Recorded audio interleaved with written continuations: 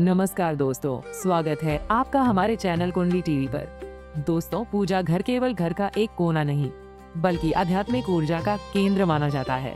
यहाँ की सही व्यवस्था और विधि पूर्वक की गई पूजा ही घर में सुख, शांति, समृद्धि और सकारात्मक ऊर्जा लाती है।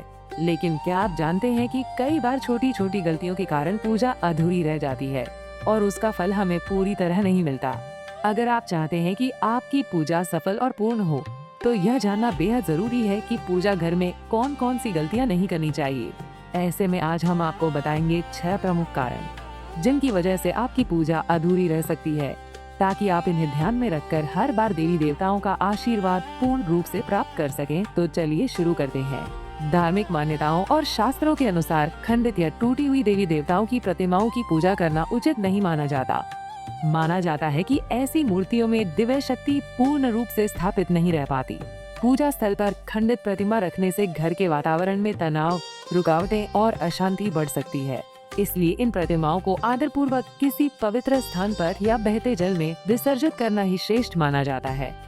आगे बता दें कि पूजा घर में भगवान की शयन अवस्था में बनी प्रतिमाएं रखना शुभ नहीं माना जाता।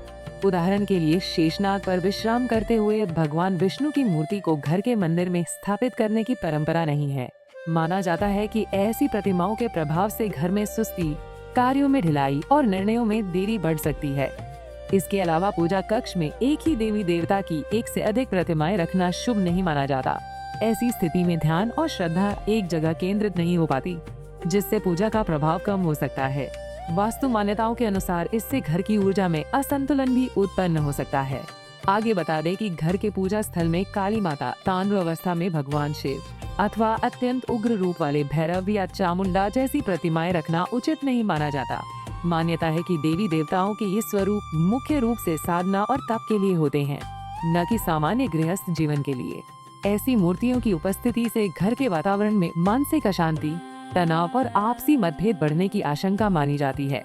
इसके अलावा अक्सर लोग अपने पूर्वजों की तस्वीरें या समाधि से संबंधित प्रतीक पूजा स्थल में रख देते हैं, लेकिन धार्मिक परंपराओं और वास्तु नियमों के अनुसार ऐसा करना सही नहीं माना जाता।